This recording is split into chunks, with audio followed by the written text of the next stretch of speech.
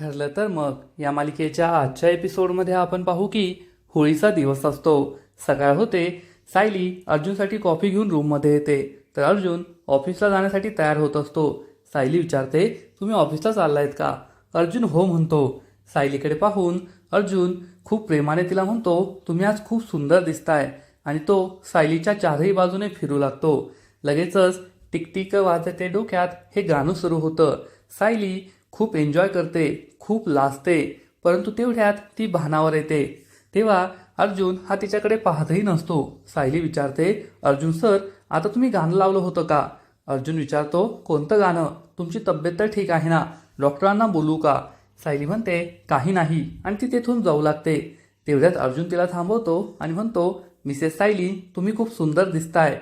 हे ऐकून सायली खूप लाजते. थोड्या वेळानंतर सगळे नाश्ता करायला येतात. तेव्हा सायलीने पोहे बनवले असतात तर कल्पनाने उपमा बनवलेला असतो. हे पाहून अस्मिता म्हणते, सायली तुझे पोहे तर कुणीच खाणार नाही. अर्जुन म्हणतो, का नाही खाणार, मी खाईल ना. असं म्हणून तो पोहे घेतो आणि त्याला हे पोहे खूप आवडतात. तर पूर्णा आजी म्हणते, सायली तुझ्या हातचे पोहे मलाही वाढ. हे ऐकून सर्वांना खूप आनंद होतो. तर अस्मिताला धक्काच बसतो. तेव्हा पूर्णा आजी म्हणते, घर एकत्र असलं की दोन चुली नसतात, त्यामुळे आजपासून या घरामध्ये सायलीचा स्वयंपाक सगळ्यांनी खायचा. हे ऐकून सर्वांना खूप आनंद होतो. अर्जुन आणि सायली खूप खुश होतात.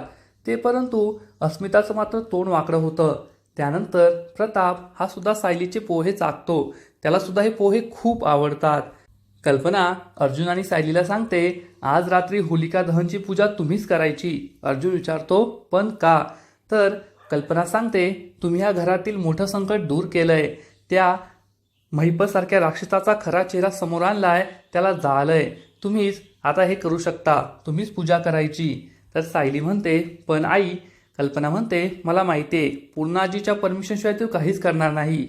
कल्पना ही पूर्णा आजीला याबद्दल विचारते तर पूर्णा आजी म्हणते, काय करायचं ते कर, मी तुझं मन नाही मोडणार. हे ऐकून सर्वांनाच आनंद होतो. तर अस्मिता विचार करते, तन्वीला हे सांगावं लागेल की आता ती सायली डॅड आणि पूर्णा आजीची सुद्धा लाडकी झालीये. अस्मिता लगेचच तन्वीला फोन करून सांगते. तन्वीला मोठा धक्काच बसतो आणि ती म्हणते की पूर्णा आजीच माझी शेवटची आशा होती त्या घरात सून म्हणून यायची. आता तिने जर सायलीला नाचून मानलं तर मी तर त्या घरात कधीच येऊ शकणार नाही. अस्मिता म्हणते, अजून तिने नाचून नाही मानलंय, पण आपल्यावर धोका नक्कीच आहे. काय करावं हाच विचार तन्वी करू लागते.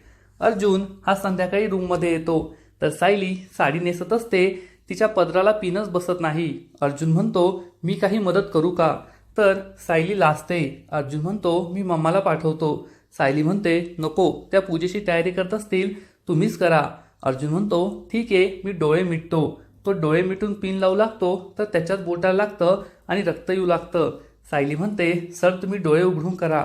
अर्जुन हा पिन लावतो तर सायली विचार करते, सरांचा स्पर्श हा किती पवित्र असतो, नितळ असतो. खरंच किती चांगले आहेत ते. तेवढ्यात अस्मिता तेथे येते आणि या दोघांना असं पाहून म्हणते, घरात बाकीच्यांना येऊ द्यायची सोय तरी राहू द्या.